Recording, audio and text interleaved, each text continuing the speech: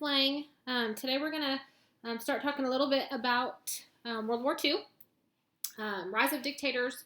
We'll kind of talk about how this plays into World War II and then obviously the United States participation in that. So we ended last week with the Great Depression, and we looked at it from a U.S. standpoint. But we also need to look at it at a world standpoint because it's going to lend itself perfectly into these rise of dictators. You guys can see on this map, unemployment rates were skyrocketing. Germany, Poland, Austria, Italy, lots of places were seeing the same problems that the United States had during the 1930s. We do not believe in government through the voting booth. Spain has no foolish dreams. This is a quote from Francisco Franco. He is the military leader of Spain in the years leading into World War II and during World War II. He takes power in coup, which means that he militarily overthrows the government. He's a fascist. So you guys can read the definition: governmental system led by a dictator who has complete power, forcibly suppresses opposition and criticism, regimenting all industry, commerce, emphasizing an aggressive nationalism, and often racism. So that forcibly suppressing opposition and criticism, for Francisco Franco, that pretty much means if you spoke out against him and his regime, you were likely going to be killed. Spain, however, did stay neutral in World War II. They did not participate on either side of the war. Fun fact, what's kind of crazy to think about is that he was ruling Spain until 1975. Most of your parents were alive, probably children, but alive when Franco was finally, he passed away and we have a new leader in Spain. Benito Mussolini: let us have a dagger between our teeth, a bomb in our hands, and an infinite scorn in our hearts. So just based on that quote alone, we can hopefully all agree that he's not a super positive man. So Benito Mussolini, he is the leader of Italy. He too is a fascist. He promises to revive economy, restore the glory of the Roman Empire. And you guys can see that he does invade both Ethiopia and Albania, again, in an effort to increase his influence and prosperity in and around Italy.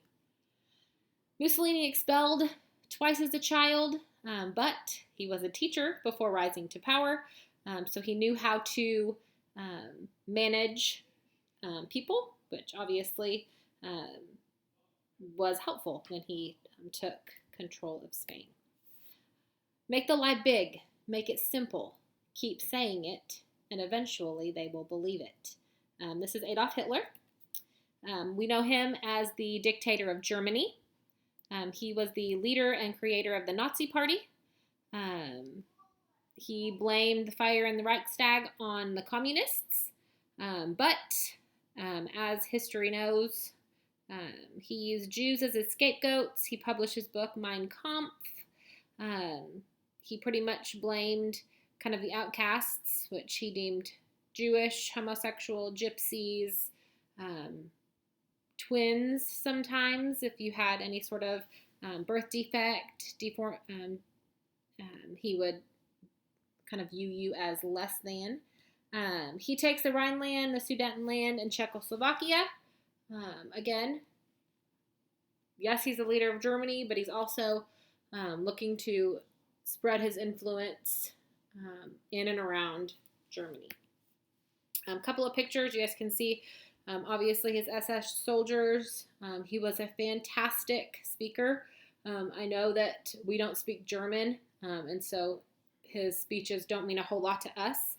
But if we could translate that and have somebody with his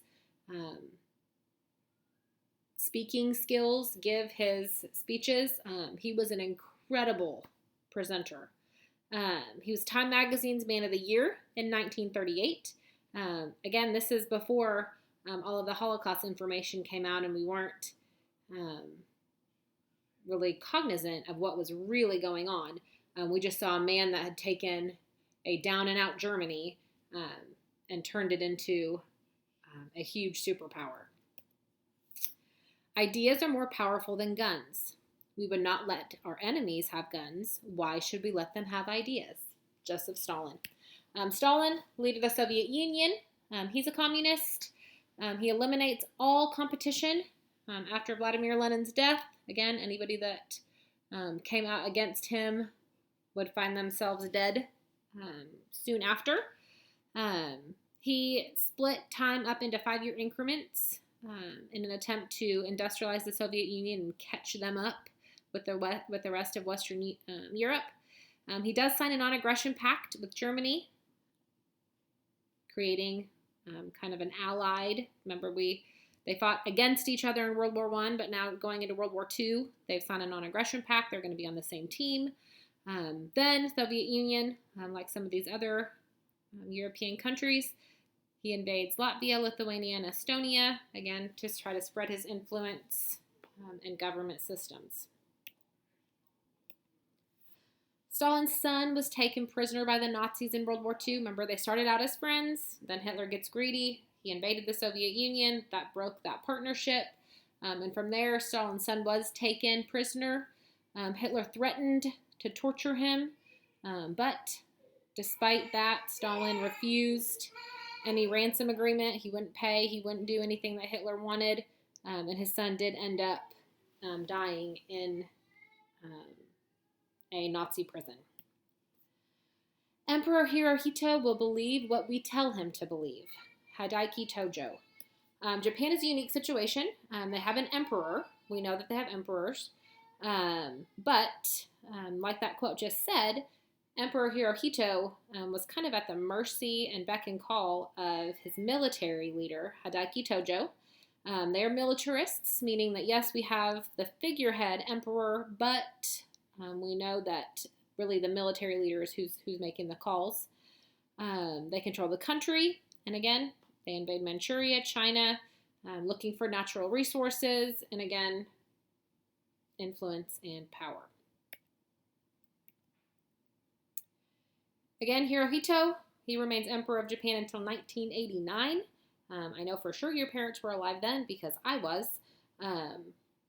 You guys can see him kind of on the right there with President Reagan. Again, he wasn't making a whole lot of those bad decisions for Japan. He just simply didn't have much power because Tojo, his military leader, did. You guys can see the map. Dictatorships. Those are the people that have those strong personalities that are looking to further their kingdoms. Democracies. And then the ones that remain after 1940. There's not very many left. But what you should see on here is that it's a little bit scary. You have a lot of really strong personalities invading each other. They're all really, really close together. They're all desperate after the 1930s because the Great Depression hits everybody pretty hard. So we kind of have the perfect storm brewing in Europe for a second round of World War.